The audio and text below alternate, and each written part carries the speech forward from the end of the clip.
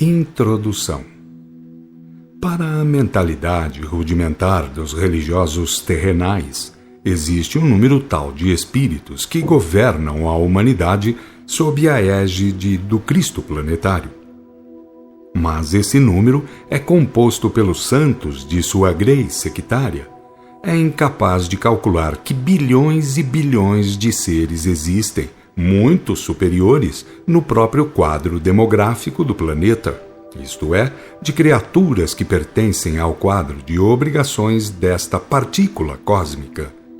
Assim sendo, por exemplo, para quem seja cristão, prevalecem o Cristo e mais umas dúzias de santos. Fora isso, tudo é negação ou inferioridade. E com isso, como é de conceber facilmente, nem entendem sobre o que seja inferior, nem, e menos ainda, sobre o que seja superior em matéria de visão das coisas. Não obstante tal sofrível realidade, há um pedacinho da verdade integral que nos toca, e esse pedacinho é o que é, ainda que não contando com o beneplácito do rampeirismo humano a esse respeito. Podemos sabê-lo bem, que temos por direito poder ignorar pouco ou muito sobre a verdade em sua integralidade. Porém, seria de bom alvitre dedicar-se o homem terrenal, encarnado ou desencarnado, mais um pouco de atenção para com o sentido infinitamente complexo da verdade, quando se tratar desta, em sua apresentação relativista. Que a verdade sendo tudo, por isso mesmo impossível de ser discernida pelo nosso entendimento, seja excessivamente superior ao nosso alcance de penetração espiritual, disso não se discutirá. Mas que, uma vez havendo da verdade ao dispor do homem, como que comércio varejista, ou por fração, nada de mais fora que, por essas condutibilidades proporcionais, cada qual procurasse pensar com um pouco de bom senso a mais. Afinal, arejar a mente por meio de prismas de visão melhores não constitui favor, e sim dever de todos. É muito certo que para se saber umas tantas coisas, não basta se leia apenas. O conhecimento também carece de têmpera, de amadurecimento, e isto vem não por meio apenas de intelectualismo, não através de leis de fundo teórico somente. O mais recamado tarado, por exemplo, pode renascer em um corpo são por conferir-lhe a suprema justiça oportunidade reparadora. Não haveria de ser, é natural, pelo fato de ler sobre os Vedas, sobre Rama, sobre os Budas, sobre Krishna, sobre Zoroastro, sobre Hermes, sobre Moisés, sobre o Cristo, sobre Kardec e sobre tudo quanto lhe fosse possível em arte, ciência, religião e filosofia que viesse a se tornar pronto, praticamente, em todas essas virtudes, disciplinas e técnicas. Teoria é valor, ninguém jamais o negará. Pesa, pois, exatamente pelo que é, na balança orçamentária, dos valores conquistáveis. Nunca, porém, preencherá aquelas lacunas que são os exemplos vividos à custa de sangrar os pés nas íngremes estradas do mundo, recebendo o apulpo de uns, a perseguição de outros, a bofetada de outros, a cruz de outros e assim por diante. A edificação que marca no ser o vinco das imortais conquistas jamais poderia ser adquirida à custa apenas de algumas ou muitas leituras. Com o advento ao mundo, de uns 100 anos para cá, de manifestações científicas e espiritualistas por determinação do Cristo e em virtude de contingências cíclicas, uma falange numerosa de sábios teóricos se está forjando. Princípios básicos, regras indiscutíveis, normas éticas e estéticas, tudo quanto há de francamente lindo do ponto de vista intelecto-moral campeia livre e bem sonante, euforicamente à vontade, até mesmo na boca de simples adolescentes. No entanto, o que se reconhece com a intervenção da prova real que é a lei desencarnacionista, é que uma grande distância separa muitas vezes o homem prático do homem teórico.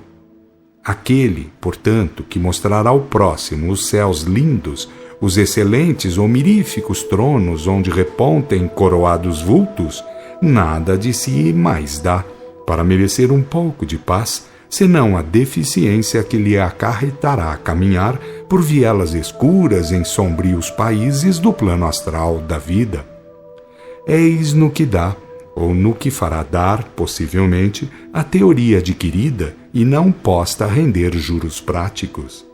Eis no que acabarão as falácias longas e empolgantes, belas e bem nutridas de verbalismo, mas desprovidas de senso realístico, de solidez exemplar.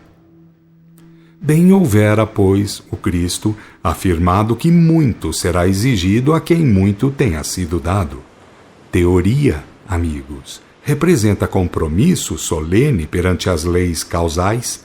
Teoria é bem potencial, diante de quem só o mais tolo não procura com afinco as oportunidades de conversão em bem dinâmico, em patrimônio inalienável e imarcessível por elaboração complementar. Quem assim vos fala, amigos, é quem, embora não tendo sido no mundo um sábio portador de pergaminhos, nem por isso deixava de ostentar bons conhecimentos sobre aspectos vários do saber humano. Em matéria de espiritualismo, principalmente, tinha e dispunha de cabedais enormes em bases teóricas. Gostava do saber, talvez, tanto quanto o detestava praticar. Teórica e superficialmente, era um bom crente. Aos erros, à vida de desequilíbrios, ou para isso, reclamava a desculpa natural que anda na mente de milhões, a fraqueza inerente ao sentido físico do homem, ou de todo e qualquer ser biológico. E a vida, ou os dias, foi transcorrendo normalmente. Nem nisso pensava que a terra girava sem me pedir contas, e que, ao final, cada dia marcava uma fração da etapa total, fim da qual, sem outra apelativa, teria de prestar contas sobre como teria consumido tais frações da etapa. Em bom tempo penso hoje, graças ao acúmulo experimental, sobre ser todo o bem ou todo o mal, conquista feita aos poucos, vagarosissimamente. Nem por isso, em múltiplos casos, dá tempo ou se acha meio de pensar, representar cada minuto, cada segundo, uma responsabilidade a mais na conta corrente estabelecida entre o cidadão, o destino e as leis que conferem relativas liberdades. A vida, amigos, ou o programa evolutivo encarado de um modo geral, é bela de ser meditada e entendida. No fundo, os altos e baixos de cada um, que representam os de toda a humanidade, parecem como acidentes coloridos sobre o fundo branco da tela. Há sempre acidentalização na vida de todo e qualquer ser. E o melhor modo de pensar, para mim, que ainda devo ser nada menos que utilitarista, é criar acidentes favoráveis, modos de estar que nos sejam eficientes em matéria de bem-estar consciencial. Aliás, devemos considerar ter sido essa a norma seguida por todos os grandes instrutores da humanidade. E a lógica está no próprio poder intrínseco da vida, do programa evolutivo, uma vez que o ser está mais do que sabido, parte de baixo para cima, como que da inércia para o máximo dinamismo consciencial. A defesa do direito de bem viver todos os momentos é tão inalienável no indivíduo como irrecusável é a obrigação de não possuí-lo à custa do prejuízo alheio. Nada mais vejo do que isso. Nada me parece mais simples de ser entendido. Nada é mais chão para ser vivido do que um princípio de ética como esse, que, sendo espontâneo no ser, para ser sentido como a si totalmente favorável, também jamais poderia ser negado como o melhor a ser feito em proveito alheio. Para mim, toda a Suprema Justiça quer apenas que tornemos felizes aos outros, para que o ambiente feliz, por sua vez, venha a incidir sobre nós. Isso é o que vejo hoje. Serviu para me servir no que fiz bem, e isso mesmo foi o que me tornou infeliz quando fiz mal. Ninguém me fez ver que lei fundamental alguma pudesse ter vindo a sofrer aumento ou diminuição em si por via de minhas boas ou más obras, mas me fizeram ver ou saber que por trilhar o lado negativo de uma ou outra comprometi a paz ou o bem alheios, e como reação do lado positivo da mesma lei, penei os feitos errados. Agora, é certo, me perguntarão se as leis possuem dois lados, um para ser bem e outro para ser mal usado. Eu digo que sim, pois, embora a lei seja sempre una em seus fundamentais atributos, nós somos relativamente livres para por ela fazer bom ou mau uso de nossas próprias possibilidades. O caminho pelo qual se vai é o mesmo pelo qual se vem. A lei da dialética em tudo reina, a força dos contrários embeleza o universo. Graças a ela, podemos analisar e discernir, confrontar e deduzir, vindo a amar o profundo mecanismo das leis divinas.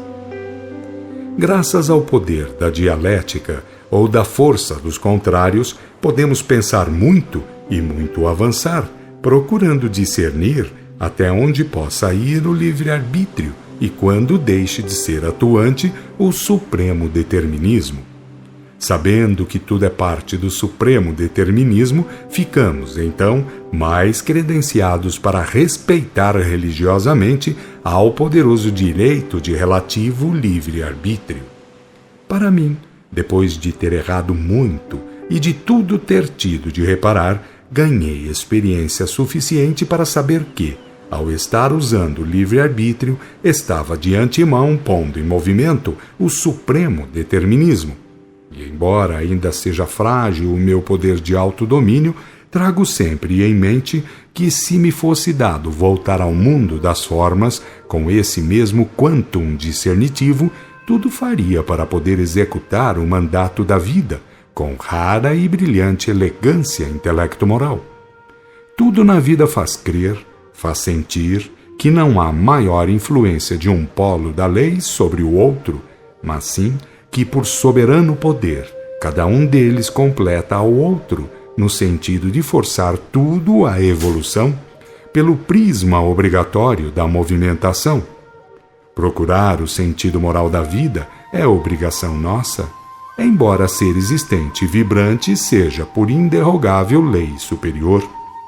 Não cumpre, pois, fazer o barco da vida e o mar da existência. Eles o são por si mesmos. O que nos cumpre é guiar do melhor modo e para o rumo certo.